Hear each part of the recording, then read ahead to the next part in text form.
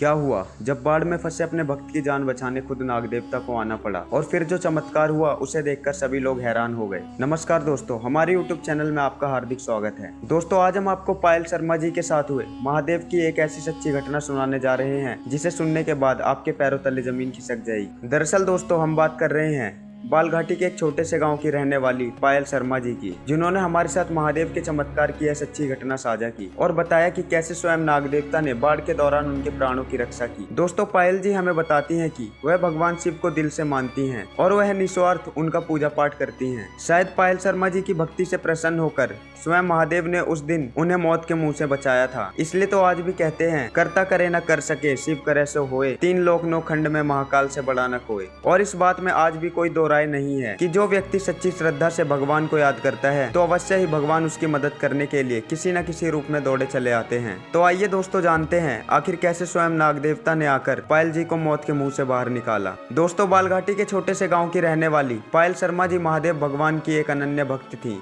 वह प्रतिदिन सुबह भोलेनाथ जी को दूध अर्पण करती, उसके बाद ही वह अपने दिनचर्या के कामों को किया करती। गाँव वाले भी पायल जी की भक्ति को देखकर काफी प्रसन्न रहते थे। बात उस समय की है जब एक बार बालघाटी का मौसम बहुत खराब हो गया। सुबह से ही बारिश हो रही थी। पायल जी बताती हैं कि वह बारिश में ही भोलेनाथ को दूध अर्पण करने चली जाती हैं। घर वालों के बहुत समझाने पर भी पायल नहीं मानती और शिव मंदिर चली जाती हैं। पायल जी बताती हैं कि शायद महादेव जी मेरी परीक्षा लेना चाहते थे, इसलिए मैंने भी हार नहीं मानी और मैं तेज बारिश में मंदिर की तरफ निकल गई। जैसे ही पायल आधे रास्ते पर पहुंची कि अचानक से जोर जोर से बारिश होने लगी। आसमान में जोर जोर से बिजलियां कड़कने लगती हैं, मानो जैसे कि बादल फटने ही वाले हों। ऐसी प्राकृतिक घटना को देखने के बाद पायल जी महादेव का नाम लेते हुए शिव मंदिर की तरफ बढ़ने लगी। जैसे ही वह करीब आधा किलोमीटर आगे बढ़ी होंगी तो पायल जी ने देखा कि नदी में तेज पानी की लहरें उत्पन्न हो रही हैं और वो लहरें लगातार उनकी तरफ बढ़ती आ रही होती हैं। लेकिन पायल जी फिर भी नहीं रुकती और महादेव का नाम लेते हुए आगे बढ़ती चली जाती हैं। तभी पानी की एक लहर पायल जी से टकराती है और जिससे पायल नदी में डूबने लगती हैं। एक पल को तो पायल को लगता है कि वो अब नहीं बचने वाली, जैसे उसका आखिरी समय आ चुका है। लेकिन पायल अपने परिवार को याद ना करते हुए केवल महादेव के महामृत्युंजय मंत्र का जाप करने लगती हैं। पानी में सांस न लेने की वजह से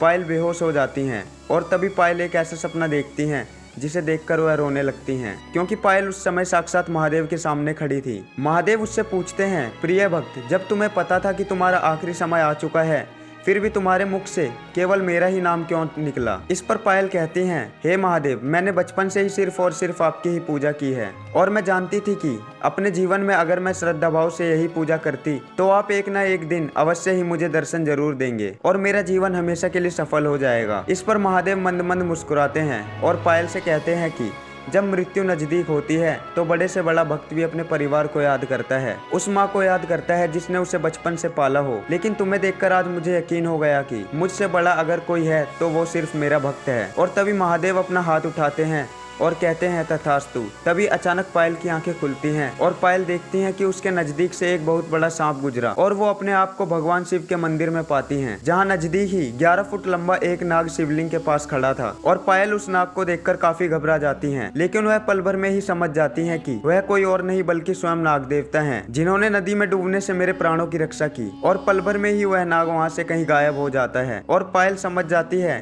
कि ये किसी और का नहीं बल्कि साक्षात महादेव का चमत्कार है। पायल जी ने ये सारी घटना अपने घर वालों को जाकर बताई, लेकिन किसी ने भी उसकी बातों पर विश्वास नहीं किया। सबने उसे पायल जी का भ्रम ही समझा और उसकी बातों को हास्य में टाल दिया कि उसकी जान बचाने वाला कोई और नहीं बल्कि नाग देवता के रूप में स्वयं भोलेनाथ ही थे।